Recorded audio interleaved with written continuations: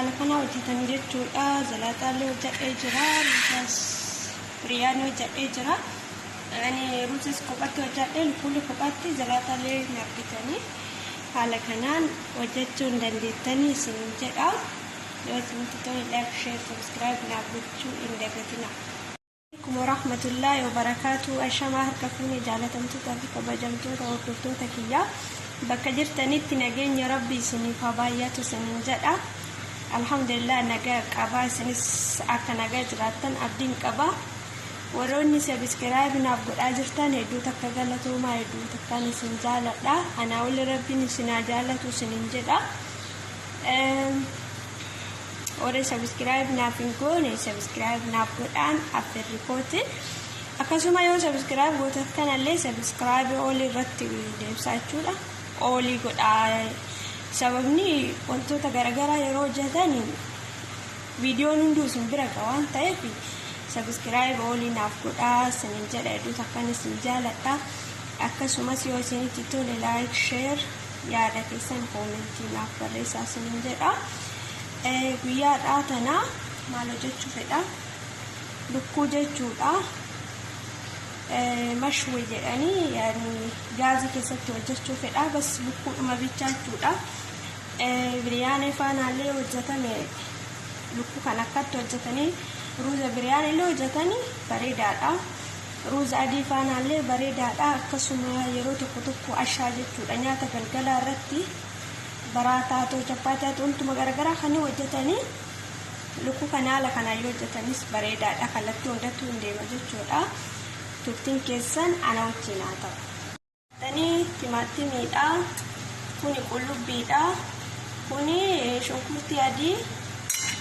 Inni kuni tomaatoo salsa jechuudha. Kanneen makalaataa keessatti baharaatiin naannatti godhee kalaataa keessatti daafa kana duba kana xiqqoo makalaataa naqa jechuudha. Gitan kan amma kukkutee jira, hundaayyuu itti naqee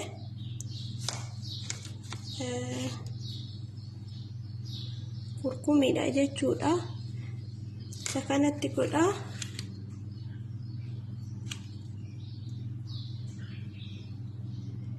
Barata dhaniin isa kanan argitan itti godha. Dhanii xiqqeessatti maa itti godha. Bodiraadha kun bodiraa zafaraanii itti godha. Isa kana xiqqoo isa itti jabeessa jechuudha. Naa diimatuuf jecha.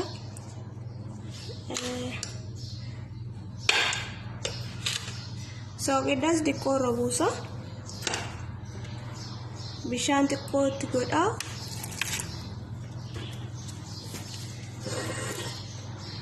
Zayitii illee itti godha xiqqoo jechuudha. Kalaataa keessatti yoo daakuu waan sababa waan daakamu. Inni kun salsaliidha, kanas itti godha. Kalaataatti daaka jechuudha kanneen hunda olitti.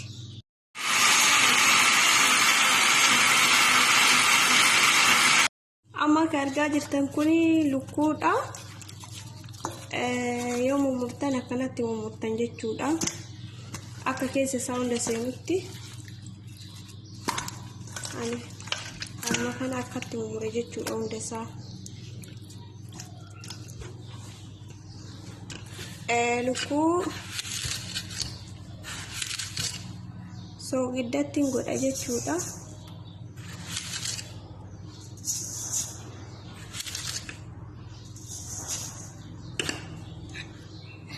Kuni filfila aswadiidha.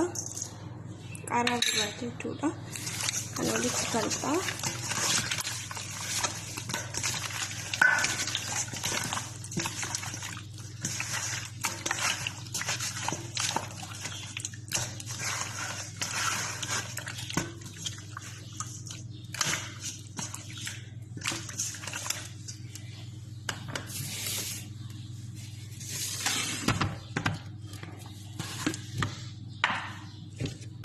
Margitan kana maka kalaataa keessa naqadhe kan daakadhe jechuudha.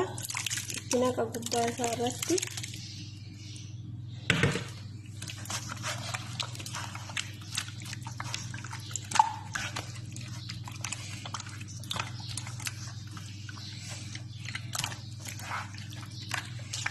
Kinoo haala kanaan halluu isaa jijjiiramee jira. Halluu argitan kana halluu isaa jijjiirameera. Bakka hundaayyuu waliin jaa jechuudha. Amma faranii keessa kaa'adha. Nama faranii keessa kaa'ee jira jechuudha. Hadiida kanarra kaa'ee jala isaa immoo saanii isaa jala kaa'ee jechuudha. Almuuneemii itti godha. Akkana jalaan xuruufne achi booda ho'iinsa isaa 180 fi 200 irratti illee wanta rakkoo hin qabu jechuudha. Argitan kanaan lukkuun keenya bilchaatee jira jechuudha. Laala maashaallah yaani jechuun kan barraa bitanii fi kan manatti hojjetamullee tokkuma jechuudha. Haala kanaan hojjetanii ani faranii keessatti hojjedha jechuudha. Haala kanaan karaa salphaadha. Ruuza adii faanaallee biryaanii faanaallee waa hunda irratti jechuudha. Rakkoo hin qabu lukkuu karaa kanaan hojjechuun akkuma argitan kana fakkeenyaaf nama lukkuu tokko cinaa hojjedha jechuudha. Xariiqaa kanarratti hojjedha isin jedha. Hedduu takkan isin jaalladha. Kinoo akkuma argitan kuni biryaaniidha. Zalaaxaa lukkuu hundayyuu qopheessee jira. Koottaa na biratti laattanii isin jedha.